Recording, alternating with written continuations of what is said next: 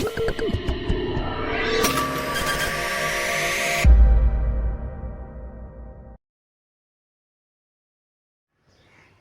alaikum. Chapter number 1, numerical 1.1. According to given data, speed of light, here हमें c equals to 3 multiply by 10 raised to power 8 metre पर second given है, given data में हमें दिया हुआ है। उसके बाद हमें बताया गया टाइम इक्वल्स टू क्या इक्वल है हमारे 1 ईयर के। 1 ईयर में कितने डेज़ होते हैं? 365 डेज़ होते हैं। 365 डेज़ को हम मल्टीप्लाई कर देंगे, 1 डे के अंदर 24 आवर्स होते, मल्टीप्लाई बाय 60 मिनट 60 सेकेंड। हम इसको सेकंड्स में कन्वर्ट कर लेंगे 1 ईयर को। सबको मल्टीप्लाई कर देंगे तो आपका आंसर 31536,000 सेकेंड्स आ जाएगा।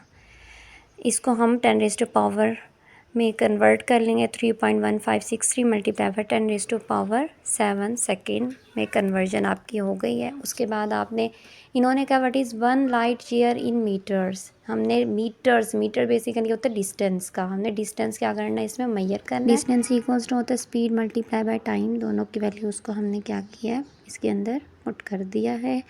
तो दोनों को जब मल्टीप्लाई किया जाएगा तो हमारा आंसर आ जाएगा 9.46। जब 9.46 आ गया, दोनों की बेसिस सेम है, 8 7 दोनों को प्लस कर देंगे तो आपका आंसर अप्रॉक्सीमेटली अगर किया जाए तो 9.5 multiply by 10 raise to power 15 metre आ जाएगा।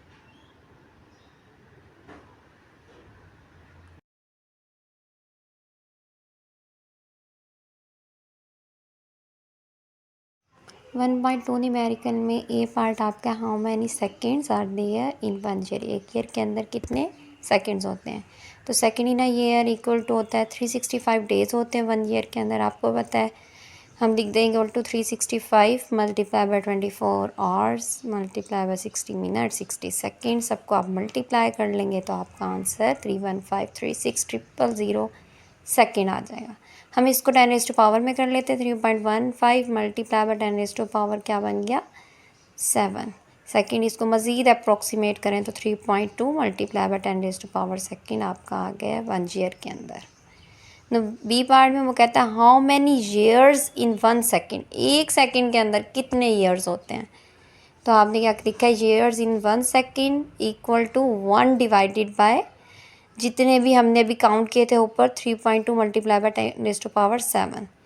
1 को डिवाइड कर देंगे, 1 सेकेंड को डिवाइड कर देंगे ईयर्स में तो आपका आंसर आ जाएगा 0.3125 multiply by 10 raise to power +7 था नीचे, ऊपर जाकर ये क्या होगा आपका -7 ईयर्स।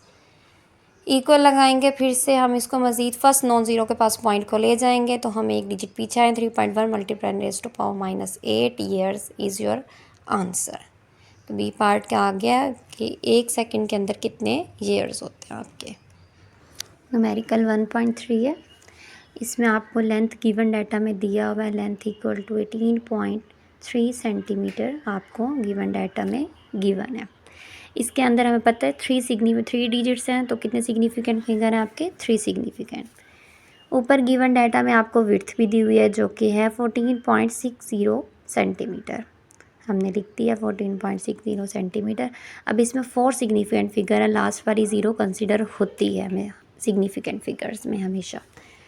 अब रेक्टेंगुलर प्लेट लिखी हुई है तो आपको पता है एरिया रेक्टेंगुलर का क्या होता है, एरिया हमने फाइंड करना है। एरिया इक्वल्स टू होता है लेंथ मल्टीप्लाई बाय विड्थ होता है रेक्टेंगुलर का।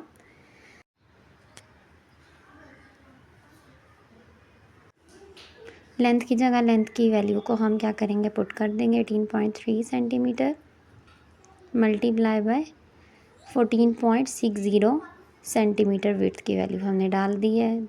अब आगे आपने क्या करना है, दोनों को मल्टीप्लाई कर दें। जब मल्टीप्लाई करेंगे 267.18 सेंटीमीटर स्क्वायर हमारा क्या आ जाएगा एरिया की value. Since the number with the least significant figure is 18.3 centimetre, 18.3 centimetre जो हमारे पास 3 सिग्निफिकेंट फिगर आपको दे रहा है, तो हम एरिया को जो हमारा एरिया का आंसर है इक्वल टू 267.18 उसको भी हम क्या करेंगे 3 सिग्निफिकेंट फिगर तक ले जाएंगे तो हमारा आंसर हो जाएगा 26.7 सेंटीमीटर स्क्वायर।